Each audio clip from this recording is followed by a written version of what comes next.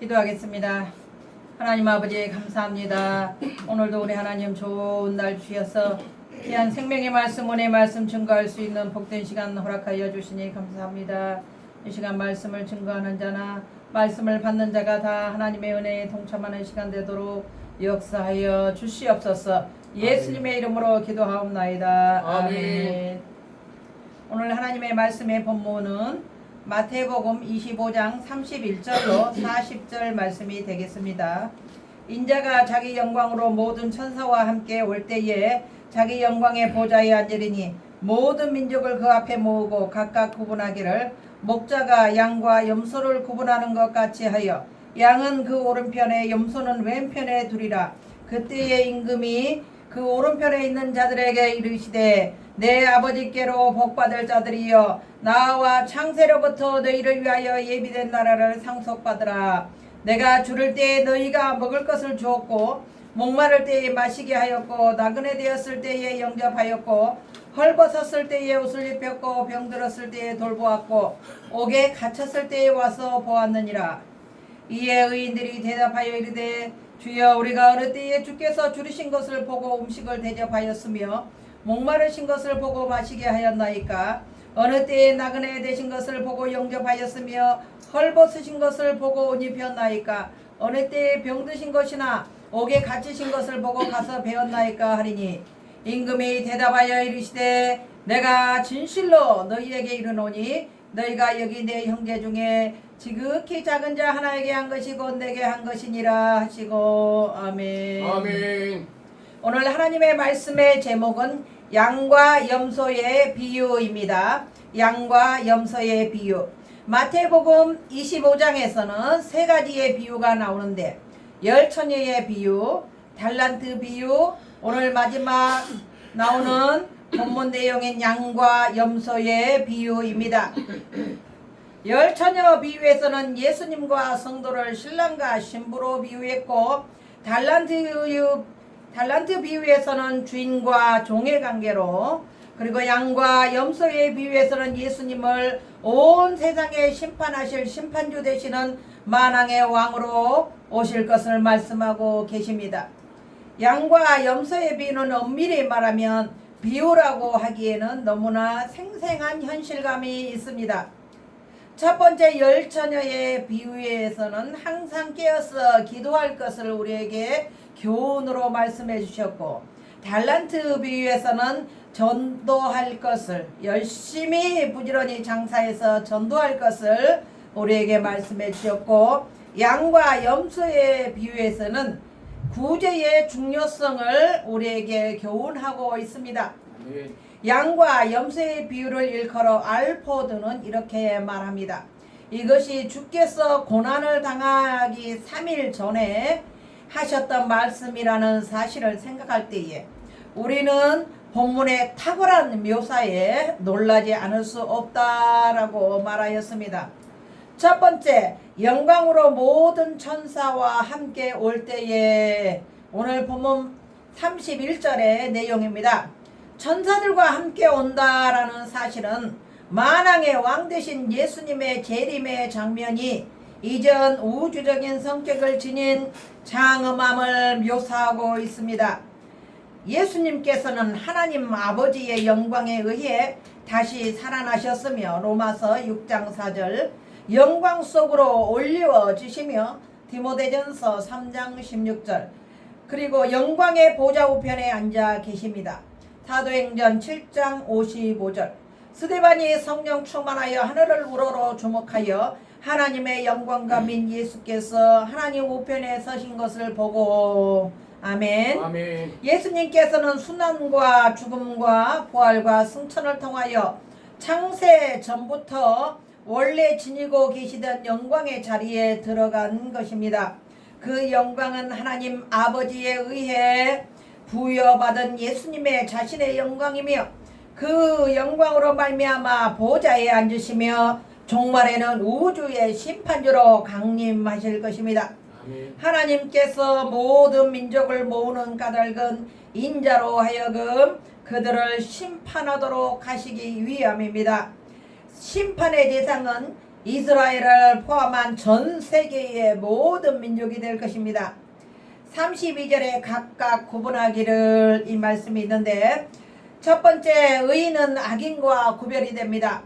두 번째는 비그리스도인과 그리스도인들의 구분이 될 것입니다. 세 번째는 구원받을 자와 심판받을 자를 구별해 놓을 것입니다. 그것은 마치 목자가 양은 양의 우리에 넣고 염소는 염소 우리에 넣는 것처럼 이루어질 것입니다. 악인이 의인의 회중에 들지 못한과 같이 하나님의 말씀을 거역하고 제 뜻대로 행한 자는 철저하게 분리를 경험하게 될 것입니다. 고린도후서 5장 10절에 이는 우리가 다 반드시 그리스도의 심판대 앞에 나타나게 되어 각각 선악간에 그 몸으로 행한 것을 따라 받으려 함이라 라고 말씀하고 있습니다. 두 번째, 양은 그 오른편에 염소는 그 왼편에 두리라.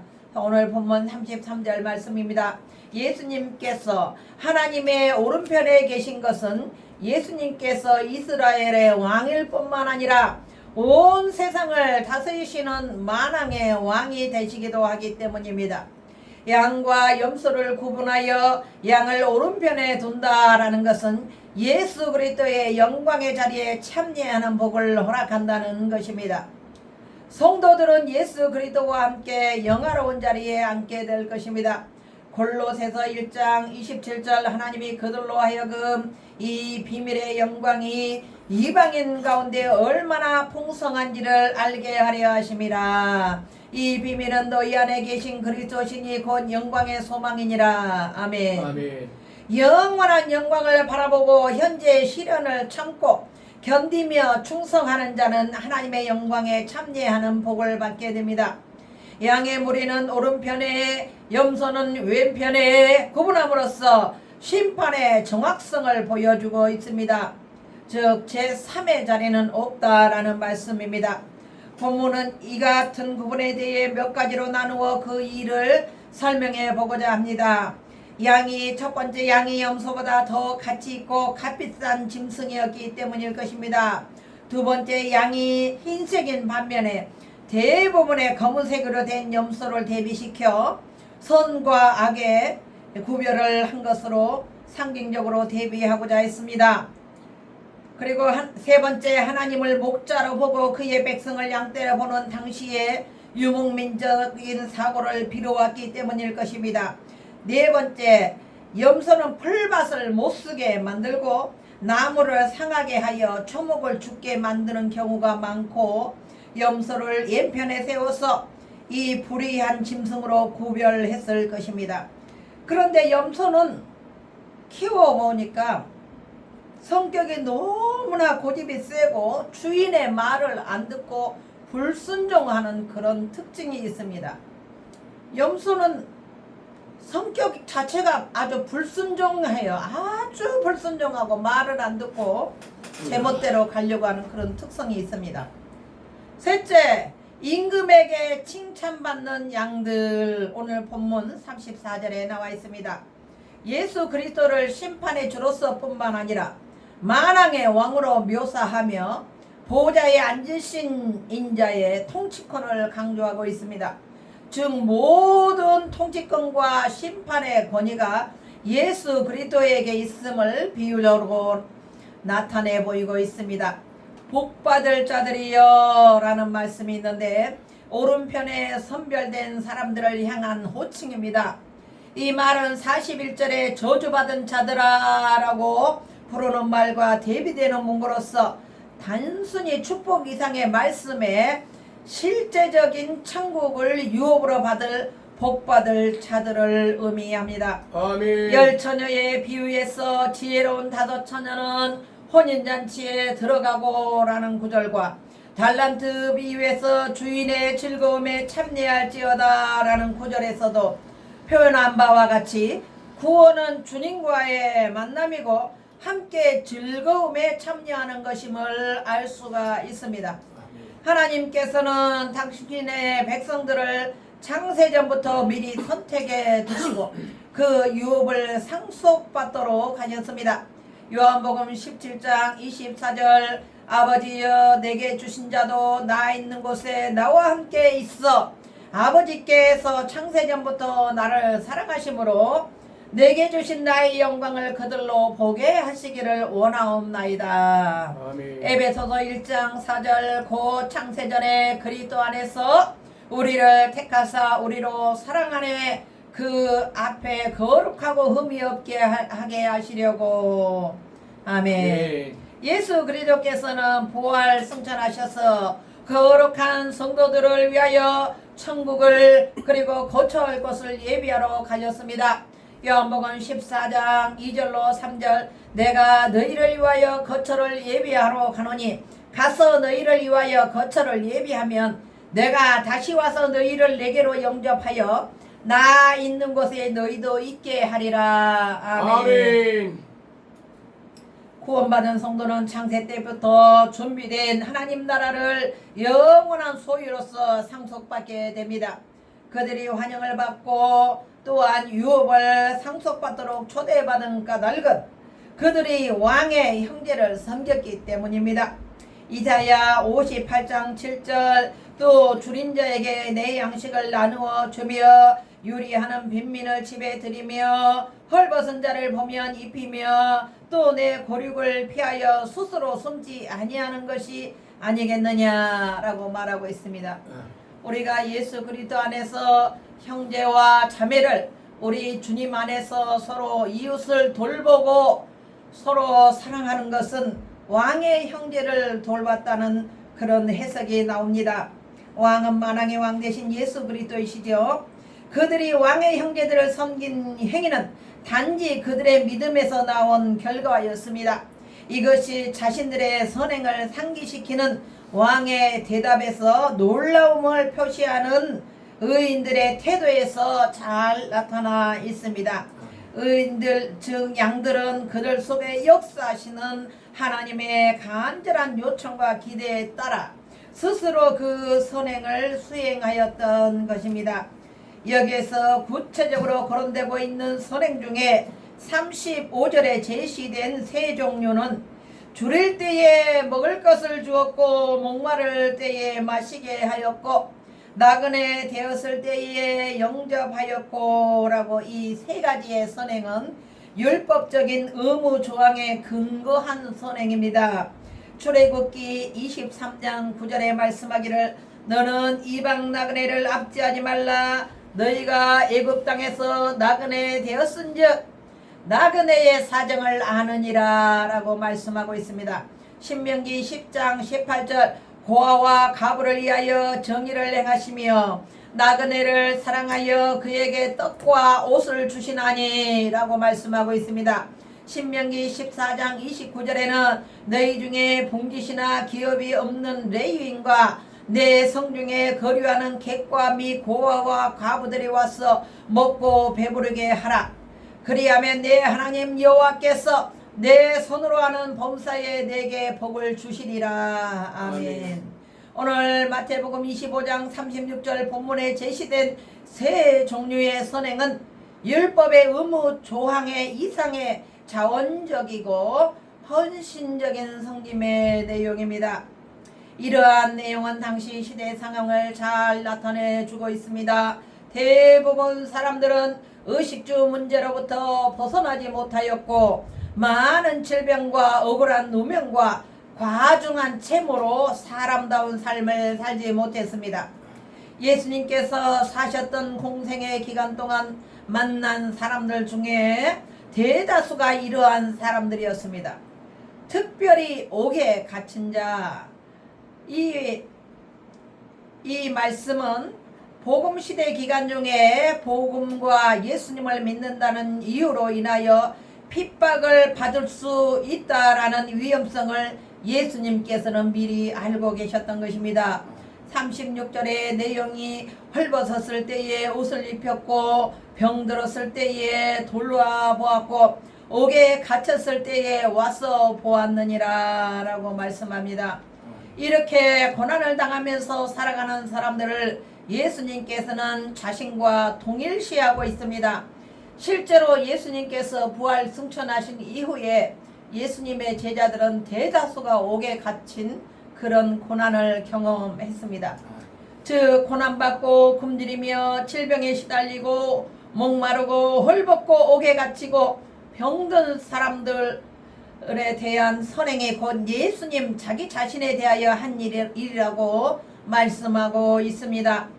양들 즉 의인들이라 함은 그 생활에 있어서 철저하게 이타적이고 하나님 중심적인 삶을 삶으로써 결국 이 땅에서는 온갖 자기 만족의 유혹과 고초를 이겨내고 끝내 하나님의 부르심을 받고 그분 앞에 선 자를 말합니다.